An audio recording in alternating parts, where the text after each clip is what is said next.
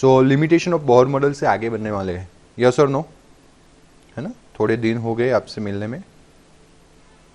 Okay good, चलो फटाफट से स्टार्ट कर देते हैं lecture. So topic is limitation of Bohr model. थोड़ा ध्यान रखना, टॉपिक अच्छा है, आज थोड़ा ज़्यादा कंटेंट कवर करवाऊंगा, तो प्लीज़ बी फोकस्ड, फोकस मत हटने देना। ओके चलो, in between if there is a problem in a visibility और इन अ ऑडियोबिलिटी, देन आपको कमेंट करना रहेगा। सो चलो स्टार्ट करते हैं। लिमिटेशन ऑफ बोहर्स मॉडल्स है। Bohr's model of the hydrogen atom was no doubt an improvement over Rutherford's nuclear model. Rutherford nuclear model की limitation को हटाने के लिए ही बोहर मॉडल दिया गया था। तो मतलब कि इम्प्रूवमेंट वर्जन था या इम्प्रूव्ड वर्जन था, as it could account for the stability and line spectra of hydrogen atom and hydrogen like ions like He+, Li+2, Be+3 and so on. मैंने ऑलरेडी एक्सप्लेन कर दिया कि ये सारे जो आयंस है उसके अंदर एक ही हाइड्रोजन है। हाइड्रोजन माय मिस्टेक, एक ही इलेक्ट्रॉन है। हाइड्रोजन लाइक स्पीसीज मतलब जिसके अंदर एक ही इलेक्ट्रॉन है। However Bohr's model was too simple to account for a following points. But फिर भी बोहर मॉडल जो है वो काफ़ी सिंपल है, किसके लिए? नीचे के जो पॉइंट्स है उसको एक्सप्लेन करने के लिए। जैसे कि हर एक पॉइंट्स को हम याद रखेंगे। पहला है, मतलब कि ये और कुछ नहीं, लिमिटेशन ही है बोहर मॉडल के। पहला पॉइंट है, it fails account for a finer details, यानी कि doublet that is two closely spaced line of the hydrogen atom spectrum observed by using sophisticated spectroscopic techniques. What happen, कभी आपने देखा हो तो एक रेनबो के ऊपर सेकेंडरी रेनबो होता है, यस और नो? रेनबो अगर हम देखते हैं तो प्राइमरी रेनबो के ऊपर सेकेंडरी रेनबो फॉर्म होता है ना? सो दिस इज द डबलेट, इसको हम बोलते हैं डबलेट। लाइकवाइज जो स्पेक्ट्रा थे एटम्स के और स्पेशली हाइड्रोजन का स्पेक्ट्रा था, वो हाइड्रोजन स्पेक्ट्रा पहले इनिशियली जब सोफिस्टिकेटेड टेक्निक्स नहीं थे तब एक ही स्पेक्ट्रम दिखा गया था। बट जब सोफिस्टिकेटेड टेक्निक्स इंप्रूव हुए तब पता चला कि भाई यहाँ पे तो डबलेट बन रहा है, यानी कि एक स्पेक्ट्रम के ऊपर दूसरा स्पेक्ट्रम है।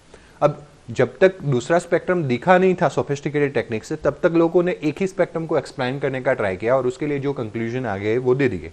बोहर ने भी वही ट्राई किया। बट फाइनली जब डबलेट दिखने मिला, डबल स्पेक्ट्रम दिखने मिला, तो अब उसका एक्सप्लेनेशन, बोहर का जो एक्सप्लेनेशन था हाइड्रोजन के लिए, वो गलत हो गया, वो फेल हो गया। किसको एक्सप्लेन करने में? डबलेट को एक्सप्लेन करने के लिए, डबल स्पेक्ट्रा को एक्सप्लेन करने के लिए फेल हो गया।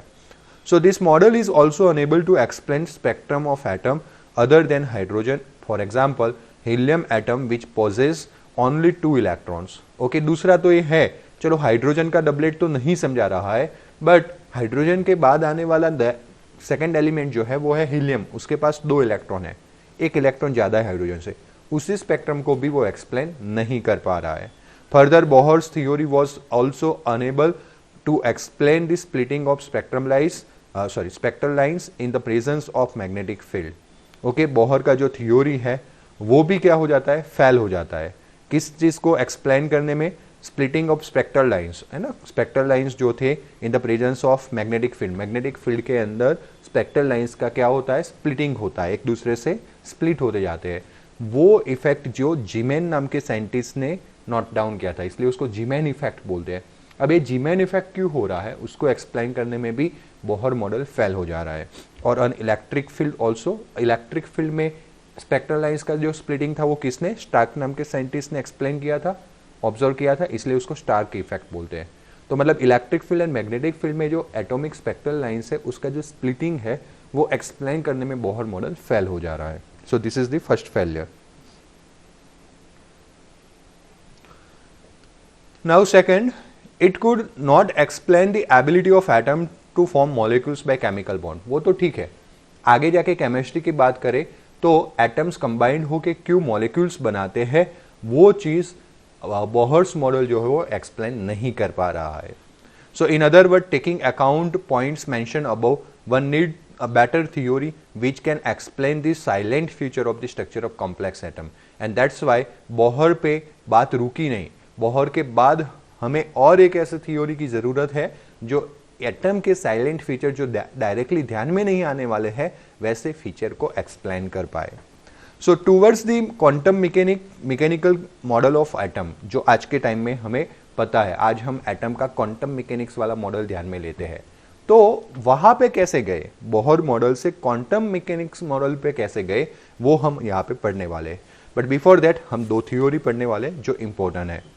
इन a view shortcoming of Bohr model, attempts were made to develop more suitable and general model for atoms. Two important developments which contribute significantly in the formation of such model were dual behavior of the matter and Heisenberg uncertainty principle. तो हम Bohr model से जो jump किए कहाँ तक, Bohr model से हम गए क्वांटम मॉडल्स तक, क्वांटम मॉडल ऑफ एटम्स तक।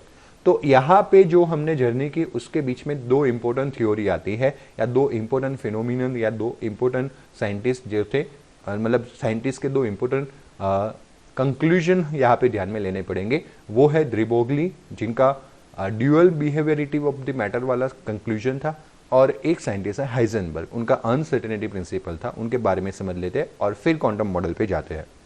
जैसे सबसे पहले ड्यूअल बिहेवियर ऑफ मैटर की बात करें तो द फ्रेंच फिजिक्स है ना, फ्रेंच फिजिक्स जो थे, नेम था उनका द्री Broglie. In 1924 propose that matter like a radiation should also exhibits dual behaviour. Okay, जैसे हमने आगे देखा था चैप्टर के स्टार्टिंग में, है ना, 19th सेंचुरी में जो फिनोमिनन्स हो रहे थे, है ना, जो इवेंट्स हो रहे थे, वहां हमने देखा था कि भाई रेडिएशन जो है वो ड्यूअल बिहेवियर रखता है। देन लाइक वाइज मैटर जो है वो भी ड्यूअल बिहेवियर रखता है, I both particle and wave like properties. उसमें दो प्रॉपर्टीज होते हैं, एक है पार्टिकल और दूसरा है wave like property. Okay, now this means that just as a photon has momentum, इसका मतलब ऐसा है कि जैसे फोटोन के पास मोमेंटम होता है एज वेल एज वेवलेंथ होता है, momentum P and wavelength lambda ऐसा होता है। क्योंकि अब फोटोन तो क्या था, वो एक रेडिएशन, हाँ याद करते रहना, इलेक्ट्रोमैग्नेटिक रेडिएशन जो एक्चुअली में वेव था, उस वेव के पार्टिकल को हमने फोटोन बोला था, इफ यू रिमेंबर। तो ओरिजिनलिटी थी वेव, बट उसको पार्टिकल नेचर में हमने कन्वर्ट किया था फोटोन, और पार्टिकल में मैटर के जो प्रॉपर्टीज होते हैं जैसे मोमेंटम वो दे दिया। ओरिजिनली उसका वेव का क्या होता है, क्वांटिटी वेवलेंथ होता है, होना चाहिए वेवलेंथ, बट उसको हमने ड्यूअल बिहेवियरिटी के थ्रू पार्टिकल का क्या दिया था, मोमेंटम दिया था। वैसे उल्टा सोचे तो कोई पार्टिकल जिसके पास मोमेंटम है, क्या उसके पास वेवलेंथ लैम्बडा हो सकता है? ऐसा सोचना द्री ब्रोगली का था। किसका? द्री ब्रोगली का। So photon has the momentum as well as wavelength, electron should also have a momentum as well as wavelength, है ना। फोटोन जो इलेक्ट्रोमैग्नेटिक रेडिएशन का पार्टिकल है, ओरिजिनली जो रेडिएशन था उसको हमने मैटर बिहेवियर देके मोमेंटम दिया। तो क्या ओरिजिनली इलेक्ट्रॉन, ओरिजिनली जो मैटर है, क्या उसके पास वेव कैरेक्टर्स वेवलेंथ हो सकता है? ऐसा द्री ब्रोगली ने सोचा। And Dre Broglie from this analogy give a following relation between the wavelength lambda and momentum of the material particle. Dre Broglie ने फिर इतना काम स्टार्ट किया, इनोवेशंस किए एंड डिस्कवर किया एक relation, okay, which is between which relate wave properties wavelength lambda and matter property momentum p, and that relation is lambda equals to h upon mv। mv यानी momentum को हम p से represent करेंगे। ए mv p ये सब हम physics में पढ़ने वाले later on 3rd 4th chapters के अंदर। So lambda equals to h upon p, h upon mv, h upon p, where m is the mass of particle and v is its velocity and p is its momentum। Okay, जहां पे m मास होगा particle का, v particle की velocity होगी और p momentum होगा। तो sir क्या हम मैटर है, हम खुद मैटर है और हमारा मास m होता है, हम अगर v वेलोसिटी से मोशन करें तो क्या हमारा वेवलेंथ निकल सकता है? तो यस माय डियर स्टूडेंट्स, हम भी अगर दौड़ने लगे, हम भी अगर मोशन में आ जाए तो हमारा भी वेवलेंथ निकल सकता है, but that wavelength is a practically very small, है ना। दैट्स वाई हम उसको ध्यान में लेने वाले नहीं है। वो स्मॉल होने का रीजन ये होता है कि ये जो h है उसका वैल्यू अगर आपको पता हो तो 10⁻⁻34 है। तो हमारा मास जो होता है वो 100 kg के रेंज में होता है, तो ए हो जाएगा आपका 10⁻36।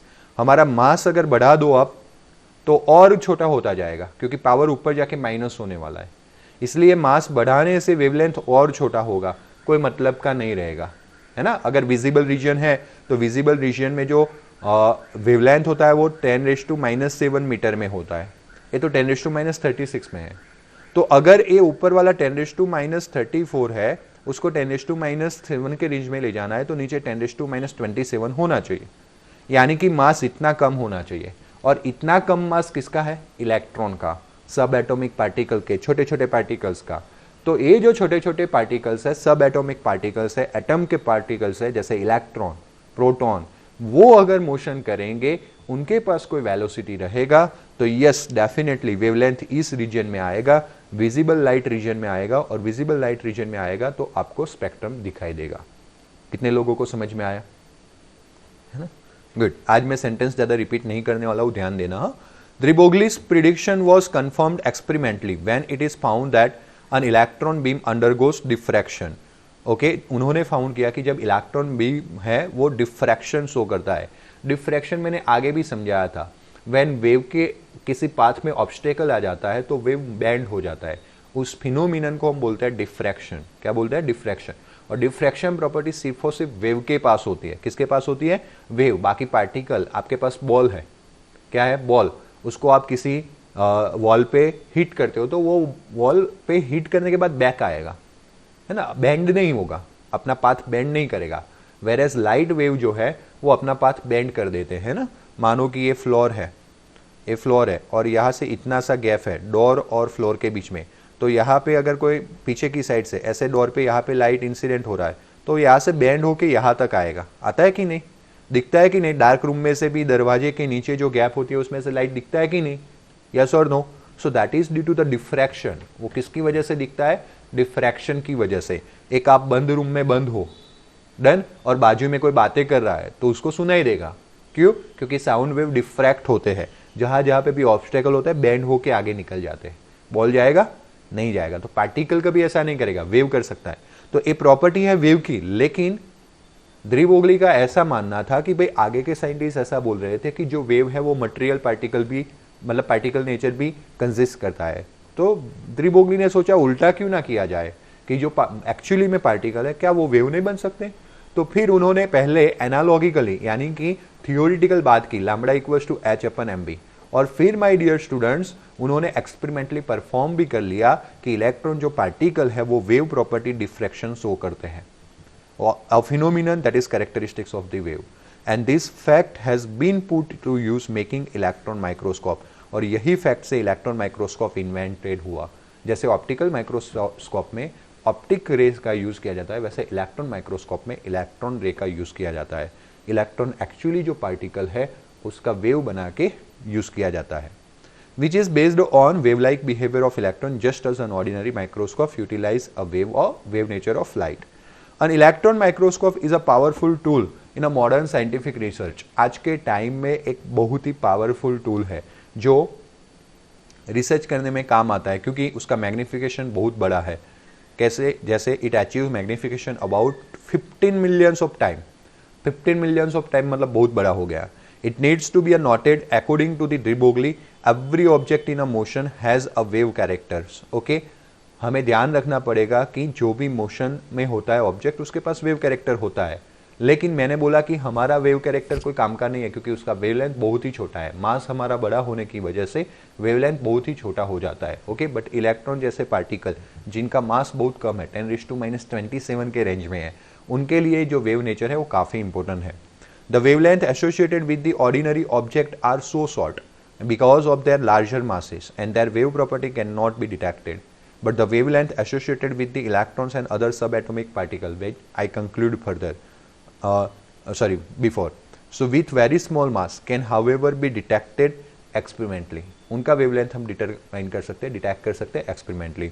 Results obtained from the following problems prove that point, but problem अभी मैं नहीं करने वाला हूँ, जब करवाऊंगा तब याद करवा लूंगा। सो अप टू नाउ किसी को कोई डाउट हो तो बता दीजिए। बिल्कुल अब सिंपल थ्योरी बाकी बचे हैं, ऐसा कोई ज़्यादा नहीं है, लेकिन चैप्टर बहुत लंबा है ना। आप देख रहे हो कि काफ़ी टाइम से मैं पढ़ा रहा हूँ, है ना। कमेंट करते जाइए अगर कोई डाउट है तो। Good, very good, okay. कुछ लोगों ने अभी तक अपने नाम के पीछे रोल नंबर नहीं डाले। अपने नाम के पीछे आईडी में रोल नंबर होने चाहिए ताकि मैं आपको रिकॉग्नाइज कर पाऊँ। गुड। एक और बात समझ लो कि अगस्त 2020 चल रहा है और अगस्त 2020 में यूनिट टेस्ट 2 आ गया है। जैसे जुलाई 2020 में हमने इस एपेडेमिक में पहला यूनिट टेस्ट दिया था फिजिक्स एंड केमिस्ट्री का। अब अगस्त 2020 में biology oblique maths and English का ऑफिशियली डिक्लेरेशन हो गया है फ्रॉम द स्कूल साइड कि आपका यूनिट टेस्ट होने वाला है। मैं मानता हूं कि सितंबर 2020 जो है उस मंथ में मिड ऑफ सितंबर में आपका फिजिक्स केमिस्ट्री का वापस यूनिट टेस्ट आएगा, ओके क्योंकि मुझे नहीं लगता है कि अब छोड़ेंगे, तो वो आएगा। और वो यूनिट टेस्ट अगर आएगा तो उसमें ऑलमोस्ट 4-5 चैप्टर हो गए, 4 तो आप पकड़ के ही चलो, है ना, मिनिमम 4। मुझे यही चैप्टर पढ़ाने में टाइम लगेगा, 3rd चैप्टर 4th चैप्टर पढ़ाने में टाइम नहीं लगेगा केमिस्ट्री के अंदर। बट आपको वही चीज़ जिसको पढ़ाने में मुझे ज़्यादा टाइम लगता है, वही चीज़ को प्रिपेयर करने में आपको भी ज़्यादा टाइम लगेगा। दैट मीन्स फोकस्ड रहना, ऐसा नहीं कि अगले दिन प्रिपेयर करने बैठोगे और हो जाएगा। It is not 10th standard, समझ लेना। आप अब साइंस के स्टूडेंट्स हो, यहाँ पे एवरी डे एवरी मोमेंट जो आपने मेहनत किया है वो आपकी डेस्टिनी में काउंट होता है ना, समझना, आपके लक में काउंट होता है। आप बोलते हो ना बाय लक पास हो गया, बाय लक पास नहीं है, आपकी मेहनत उस लक में काउंट होती है। So every moment, each and each moment जो आप इसके पीछे स्पेंड करोगे वो काउंट होगी और तभी रिजल्ट बनेगा, अदरवाइज रिजल्ट नहीं बनेगा। ओके, तो होप सो मैंने शॉर्ट वर्ड्स में आपको काफी कुछ समझा दिया और आपको क्या करना है उसके बारे में मैंने बता दिया। गुड। होमवर्क अपलोड कर रहे हो, यस और नो? ओके, आज मैं देखता हूँ, मेरा एग्जामिनेशंस वगैरह था तो मैं थोड़ा बिजी था दो दिन देन, बट देखता हूँ। अगर मैं बोलना भूल जाऊँ तो नेक्स्ट मंडे ट्यूसडे वेडनेसडे भी मेरा एग्जामिनेशन है ना, 24, 25, 26 ऑफ अगस्त, तो शायद उस वक्त भी लेक्चर्स नहीं होंगे। डन, चलो। Heisenberg uncertainty principle. Werner Heisenberg, a German physicist in 1927, stated uncertainty principle, which is the co-sequence of dual behavior of matter and radiation. It states that it is impossible to determine tremulously to exact position and exact momentum. Momentum से mv, अगर आप mv major कर सकते हो, mass of electron पता रहता है, हम जनरली इलेक्ट्रॉन के बारे में ही बात कर रहे हैं, तो वेलोसिटी पता चल जाता है। अगर मोमेंटम फाइंड कर लेंगे तो वेलोसिटी पता चल जाता है। तो मोमेंटम या तो फिर वेलोसिटी ऑफ एन इलेक्ट्रॉन। तो अगर हम इलेक्ट्रॉन का एक ही टाइम पे एग्जैक्ट पोजीशन साइमल्टेनियसली यानी एक साथ एग्जैक्ट पोजीशन और एग्जैक्ट मोमेंटम कभी भी मेजर नहीं कर पाएंगे, दैट इज इम्पॉसिबल। एक ही टाइम पे इलेक्ट्रॉन का मोमेंटम मेजर करना और पोजीशन मेजर करना पॉसिबल नहीं है। ऐसा किसका बोलना था? Heisenberg. Mathematically it can be given as equation delta X into delta P X equals to greater than equals to h/4π। Mathematically इस सेंटेंस को कैसे रिप्रेजेंट किया जाता है कि एरर इन अ पोजीशन, ये एरर रिप्रेजेंट करना है delta, error in a measurement of position into error in a measurement of momentum, p यानी momentum, that is nothing but greater than equals to h/4π। h/4π। Momentum is a vector quantity, that's why x लिख के x direction के बारे में बात किया है, तो x डायरेक्शन में या x कोऑर्डिनेशन में पोजीशन में क्या एरर है वो बात की गई है। अब एक ऐसा हो गया, मान लो कि 2 × 3 = 6, थोड़ा बढ़ा लेते हैं, 2 × 30 = 6। अगर मैं 2 से बड़ा करता हूं, है ना, मान लो कि this is delta x, this is delta P, और ये मान लो कि h/4π का वैल्यू है, जस्ट फॉर एजम्पशन। सो अगर मैं डेल्टा एक्स को बड़ा कर देता हूं, मान लो कि 10 कर देता हूं, तो डेल्टा पी हो जाएगा 6। तो यू कैन सी, अगर डेल्टा पी को मुझे कम करना है, यानी एरर इन अ मोमेंटम जो पहले 30 था उसको मुझे कम करके 6 करना है, तो ये तो फिक्स है, कांस्टेंट है, 60 रखना पड़ेगा h/4π, ये तो सारे कांस्टेंट है, वैल्यू फिक्स रहता है। तो अगर मैं डेल्टा पी को कम करने का ट्राई करता हूं तो डेल्टा एक्स अल्टीमेटली 2 से 10 हो गया, डेल्टा एक्स बढ़ गया। सो दिस इज द सिचुएशन। अगर आप किसी का एरर कम करने जाते हो तो दूसरे का एरर बढ़ जाता है, यानी कि पोजीशन का एरर 0 करने जाते हो तो मोमेंटम का एरर इन्फिनिटी चला जाता है, और अगर मोमेंटम का एरर जो है वो 0 करने जाते हो तो पोजीशन का एरर इन्फिनिटी चला जाता है। So this is the thing.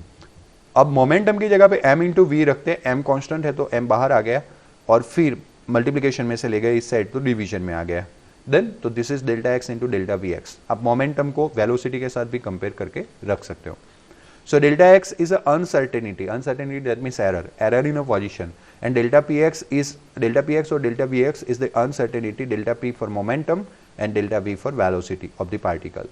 If the position of the electron is known with the high degree of accuracy, यानी कि delta x is small, then velocity of the electron will be uncertain, यानी delta vx is large, जैसे मैंने अभी बताया था.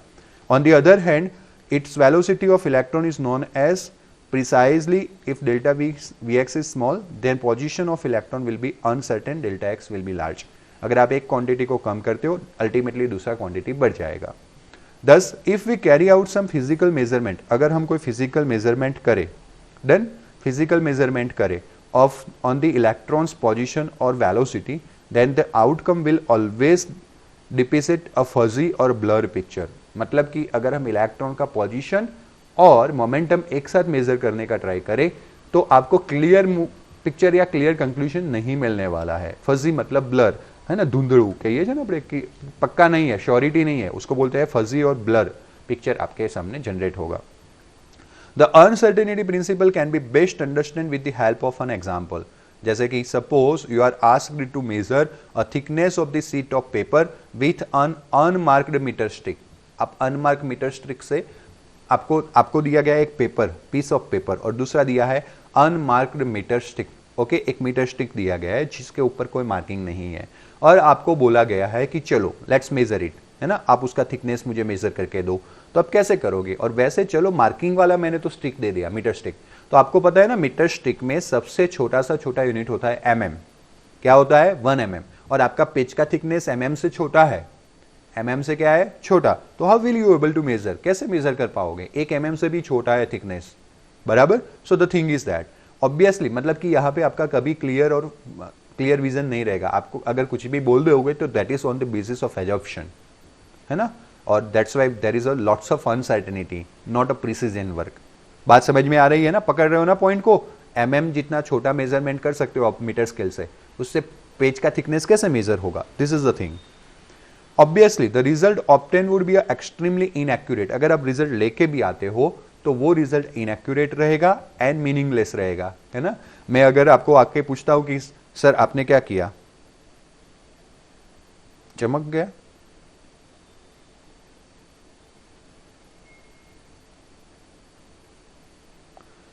कितने लोगों का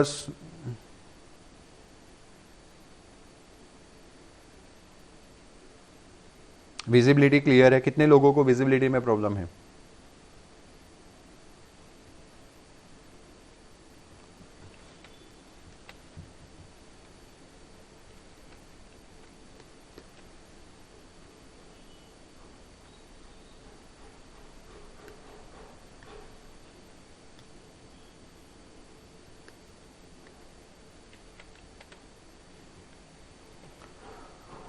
Okay, chalo. So this is the thing. In order to obtain any accuracy, you should use instrument graduated in a unit smaller than the thickness of the sheet of the paper. है ना. Physical advice क्या रहेगा आपको कि आपको ऐसा instrument use करना पड़ेगा to measure the thickness of the paper, कि वो जो मेजरिंग डिवाइस है उसमें थिकनेस ऑफ पेपर से स्मॉल थिकनेस का मेजरमेंट होना चाहिए. जैसे कि अगर रूम का जो लेंथ मेजर करना है तो मैं टाइल से कर सकता हूं, क्योंकि टाइल्स का लेंथ जो है वो रूम के लेंथ से छोटा है, तो इस रूम के लेंथ में 10 टाइल आ जाएंगे, ऐसा हम बोल सकते हैं. क्लियर है? So this is the thing. Analogously, in order to determine the position of electron, we must use the metre stick calibrated in units of smaller than the dimension of electron, and keep in mind that electron is considered as a point charge and therefore it's a dimensionless. Electron जो है वो point charge consider करते हैं point charge, और that's why point का तो कोई dimension होता नहीं है, तो it is a dimensionless.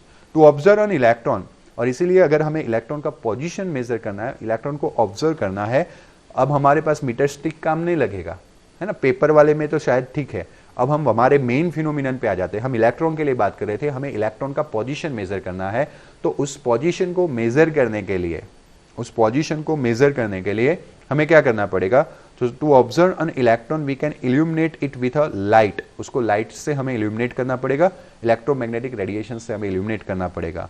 And the light must have a wavelength smaller than the dimensions. Light जो है उसको ऐसा, वो लाइट जो हम इलेक्ट्रॉन पे डालने वाले हैं, उसको इल्यूमिनेट करने वाले हैं, वो लाइट कैसा होना चाहिए? वो ऐसा लाइट होना चाहिए जिसका वेवलेंथ काफी स्मॉल हो. किसके डायमेंशन से? इलेक्ट्रॉन के डायमेंशन से. Okay. And the high momentum photons, अगर हम उसके डायमेंशंस, उनका वेवलेंथ जो है वो कम कर देंगे, तो according to the de Broglie equation, अगर वेवलेंथ कम कर देंगे तो मोमेंटम बढ़ जाएगा. मोमेंटम क्या होगा? इंक्रीज होगा. And so high momentum photons of such light would change the energy of electron by collisions. So हमने क्या किया, मानो कि यहाँ पे कोई इलेक्ट्रॉन है, उस इलेक्ट्रॉन का हमें क्या करना है, हमें पोजीशन मेजर करना है। क्या मेजर करना है? पोजीशन। तो हमने उसके ऊपर रेडिएशन इंसिडेंट किया। रेडिएशन इंसिडेंट करने से क्या होना चाहिए? ये रेडिएशन जिसका लैम्बडा कम होना चाहिए इलेक्ट्रॉन के डायमेंशन से भी, इसीलिए हम उसका एग्जैक्टली पोजीशन मेजर कर पाएंगे। बट जब हम किसी रेडिएशन का लैम्बडा वेवलेंथ कम कर देते हैं, मोमेंटम बढ़ जाता है। मोमेंटम बढ़ना मतलब एनर्जी बढ़ना।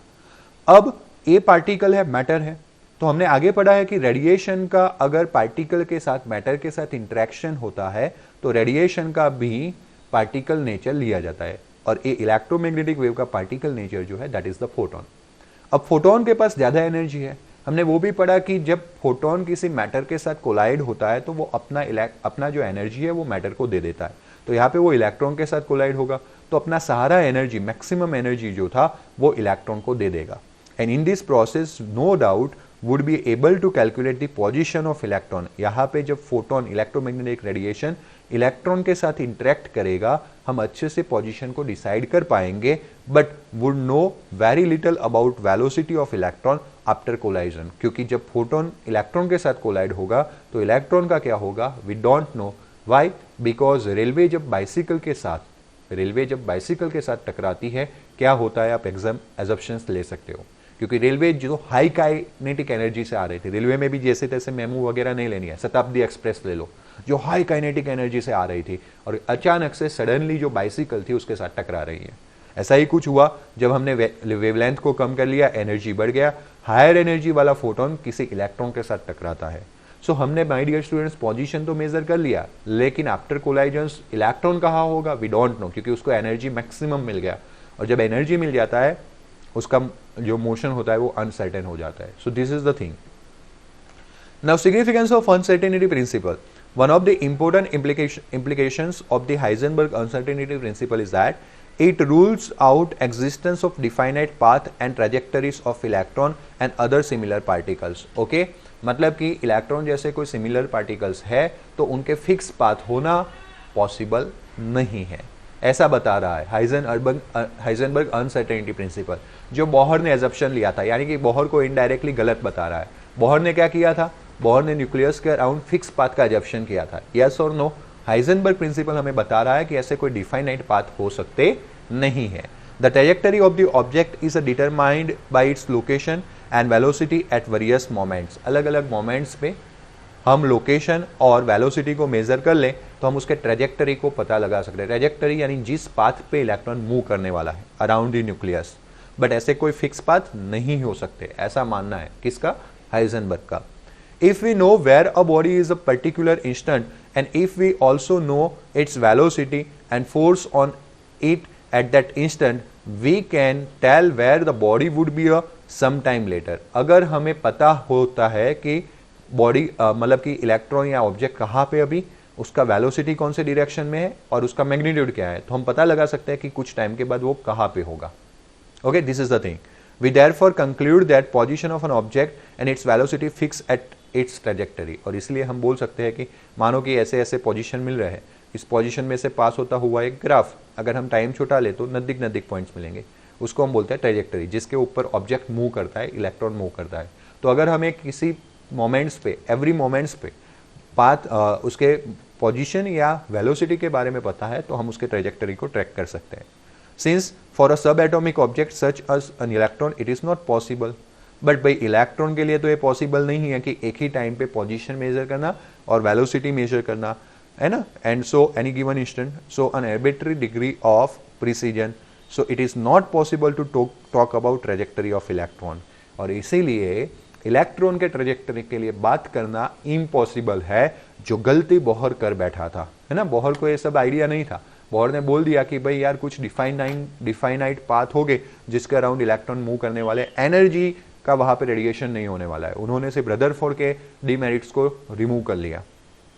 बट आफ्टर ऑल हाइजेनबर्ग ने एक ऐसा मस्त एक्सप्लेनेशन दिया कि जो शो कर रहा है कि इलेक्ट्रॉन जैसे सब एटॉमिक पार्टिकल्स के लिए पोजीशन और वेलोसिटी एक साथ मेजर करना पॉसिबल नहीं है, तो फिर ये ट्रैजेक्टरी फिक्स नहीं हो सकते। So the effect of Heisenberg uncertainty principle is significant only for motion of microscopic object। तो क्या रियल में भी ऐसा होता है, बड़े पार्टिकल्स के लिए भी ऐसा होता है? तो no my dear students, okay. ये सिर्फ और सिर्फ माइक्रोस्कोपिक ऑब्जेक्ट के लिए है and negligible for the macroscopic object. Macroscopic object में इसका कोई वैल्यूएशन नहीं है। There is the this can be seen from the following example, जैसे कि uncertainty principle is applied to an object of mass of milligram यानी 10⁻⁶ kilogram, then delta V into delta X equals to, अभी देखा था h/4πm, h का value रखा 6.626 cross 10⁻34, 4 पाई का value, m का value, you will get 10⁻28। This uncertainty is very small, ये uncertainty काफी स्मॉल है। किसके कंपेयर में? 10⁻6 उसका मास था, उसके कंपेयर में कितना गुना कम है? 10⁻22 टाइम्स कम है। मतलब कि ये ऑलमोस्ट निग्लेजेबल है ना। ऑब्जेक्ट के मास या ऑब्जेक्ट के जो पैरामीटर्स थे उसके कंपेयर में वो ऑलमोस्ट क्या है? निग्लेजेबल है। इसलिए फिर वहां पे ऐसे अनसर्टेनिटी वैल्यू का कोई मतलब नहीं है। The value of delta V into delta x obtain is extremely small and it is insignificant, जो भी मैंने एक्सप्लेन किया। Therefore one may say that in dealing with the milligram sized और अ हैवियर ऑब्जेक्ट, उससे थोड़े ज्यादा ऑब्जेक्ट, क्योंकि आप जितना हैवी ले जाओगे अब वैल्यू और कम होती जाएगी, the associated uncertainties are hardly of any real consequence, उनका कोई रियल में मतलब नहीं रहता है। But in the case of microscopic object like the electron, on the other hand, delta V and delta X obtain is much larger and such uncertainties are real consequence. For example, electron whose mass is 9.11 cross 10⁻31 kg, according to the Heisenberg uncertainty principle, h/4πm, यहाँ पे -31 लिखते हैं, -31 ऊपर जाएगा, -34 के साथ मर्ज होके -4 जितना आंसर देगा। अब देखो पैरामीटर्स था 10⁻31, उससे कहीं गुना ज्यादा मिला आपको 10⁻4, है ना। छोटा ऑब्जेक्ट था फिर भी अनसर्टेनिटी देखो बहुत ज्यादा, 10⁻4 बड़ा माना जाता है किससे? 10⁻31 से। 10⁻27 टाइम ज्यादा अनसर्टेनिटी मिला उसके पैरामीटर के कंपेयर में, एंड दैट्स वाई यहाँ पे इसको इग्नोर नहीं किया जाएगा।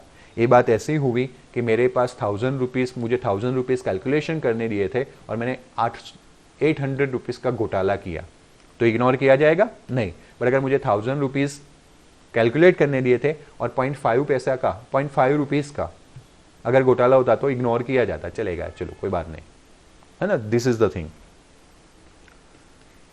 सो it therefore means that if one tries to find out exact location of electron, say to an uncertainty only 10⁻8 meter, then uncertainty in delta v would be, देखो यहाँ पे calculate नहीं किया गया है बट मैं बता देता हूँ।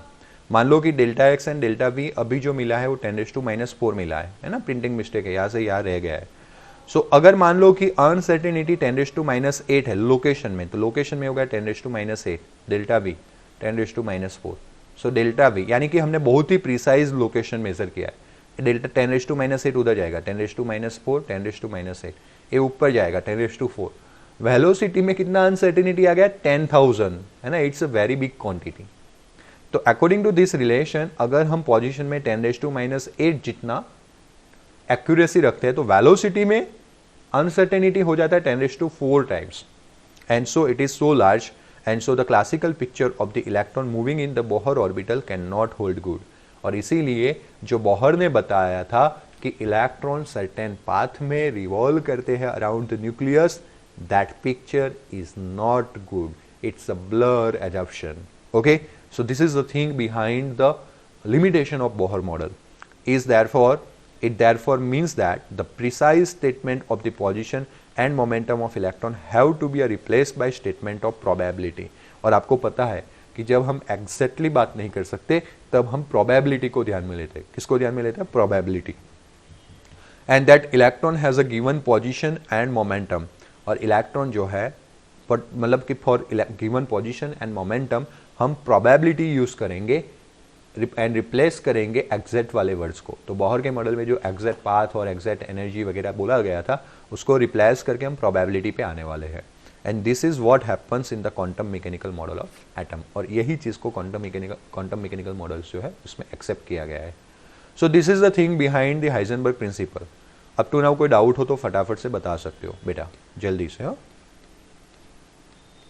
अब एक छोटा सा थ्योरी कर लेते हैं और कल के लेक्चर में, कल वैसे थर्सडे है लेकिन कल मैं केमिस्ट्री करवाऊंगा थोड़ा सा ध्यान देना है ना। कल वैसे थर्सडे है लेकिन मैं करवाऊंगा केमिस्ट्री, ओके, और इसको आगे बढ़ाने वाला हूँ। वैसे मैं सोच रहा हूँ कि अब फटाफट से इसी चैप्टर को खत्म कर लूँ, बाद में मैं फिजिक्स में आगे बढ़ता हूँ, ताकि दोनों जगह पे 3-3 चैप्टर, थर्ड नंबर का चैप्टर आगे बढ़े।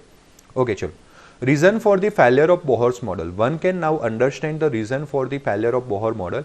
इन a Bohr model an electron is regarded as a charge particle moving in a well defined, देखो दिस इज द वर्ड, है ना, एक एक वर्ड में गलती निकल रही है, आपने देखा हाँ कि ना, है ना। रदरफोर्ड का बोलना था भाई सर्कुलर ऑर्बिट में क्या करेगा, इलेक्ट्रॉन रोटेट करेगा किसी भी जगह पे, तो वो गलत था। तो बोहर ने फिक्स पाथ किए, वेल डिफाइंड ऑर्बिट्स किया, तो हाइजेनबर्ग ने मना किया कि भाई इट इज नॉट पॉसिबल, है ना। सो एक एक वर्ड में गलतियां निकल रही है, एक एक वर्ड में मॉडल्स जो है वो फेल हो रहे हैं। Around about the nucleus, the wave character of the electron is not consider in a Bohr model. Bohr model में वेव कैरेक्टर को कंसिडर नहीं किया गया है। Further an orbit is clearly defined path, orbit जो है वो clearly defined path, in this path orbit मतलब कि जो बोहर ने बताया था, जो क्लियरली डिफाइंड पाथ था, and in this path can completely be defined only if both the position and velocity of electron are known exactly same time. किसी भी ऑर्बिट को, ट्रेजेक्टरी को तब डिफाइन कर सकते हैं ना कि ईच एंड एवरी पॉइंट पे हमें पोजीशन और वेलोसिटी पता हो, and this is not happen, not possible according to which one, Heisenberg principle, जो भी हमने पढ़ा। Bohr model of the hydrogen atom therefore not only ignores the dual behaviour of matter, है ना, एक तो उसने ड्यूअल बिहेवियर को इग्नोर किया, यानी द्विबोगली को इग्नोर किया, और दूसरा contradicts with the Huygens uncertainty principle, Heisenberg uncertainty principal को भी एक्सप्लेन नहीं कर पा रहा है या उसके अपोजिट में जा रहा है। हाइजेनबर्ग अनसर्टेनिटी प्रिंसिपल बता रहा है कि इलेक्ट्रॉन का ट्रेजेक्टरी पाथ फिक्स नहीं हो सकता, वेल डिफाइंड नहीं हो सकता, वेरएज बोहर मॉडल बता रहा है कि हो सकता है। Then so this is the contradictions between both. In a view of this inherent weakness of the Bohr model, there was no point of extending Bohr model to other atoms. Now you can see Bohr model सिर्फ और सिर्फ hydrogen के लिए आया था या hydrogen like species के लिए आया था, इसीलिए उसकी खुद की वीकनेस होने की वजह से, वो हाइड्रोजन में भी वीकनेस प्रूव कर रहा है, उसकी वजह से उसको बाकी के एलिमेंट्स के लिए एक्सटेंड नहीं किया गया, वहां पे रोक दिया गया। In fact insight into the structure of the atom was needed which could account for a wave particle duality of the matter and to be a consistence with the Heisenberg uncertainty principle. तो the thing is that अब ऐसा time आ गया था कि हमें atoms के structures के अंदर, है ना, यहाँ पे है स्ट्रक्चर ऑफ एटम के अंदर एक ऐसा विजन लाना था कि जो एग्जैक्टली ड्यूअल ड्यूअलिटी को एक्सप्लेन कर पाए और दूसरा हाइजेनबर्ग अनसर्टेनिटी प्रिंसिपल को एक्सप्लेन कर पाए, और that is came with the advent of quantum mechanics, और ये चीज हुई क्वांटम मैकेनिक्स आने से। सो देखो धीरे धीरे क्या हुआ, जैसे जैसे जैसे साइंस आगे बढ़ता गया, प्रॉब्लम्स सामने आते गए, वो प्रॉब्लम्स से विजन भी क्लियर होते गए। जैसे Heisenberg uncertainty principle and de Broglie principle से उतना तो क्लियर हो गया कि हमें एक ऐसे मॉडल की जरूरत है जो किसी पार्टिकल के ड्यूअल बिहेवियरिटी को समझा पाए माइक्रोस्कोपिक लेवल पे, और दूसरा चीज जो है वो है हाइजेनबर्ग अनसर्टेनिटी प्रिंसिपल को समझा पाए, है ना। सो दिस इज द थिंग। तो अब जो चैप्टर का सेकंड टॉपिक, फर्स्ट टॉपिक यहाँ पे क्लियर हुआ, चैप्टर का सेकंड टॉपिक रहेगा, मतलब कि मैं अगर चैप्टर को अपनी ओर से दो पार्ट में डिवाइड करता हूं तो एक हो गया हिस्ट्री, जो हमने अप टू नाउ पढ़ा, बोहर मॉडल लिमिटेशन, और अब आएगा जो आज का जो केमिस्ट्री नॉन है स्ट्रक्चर ऑफ एटम के लिए, that is the quantum mechanics. तो क्वांटम मैकेनिक्स हम कल के लेक्चर से पढ़ना स्टार्ट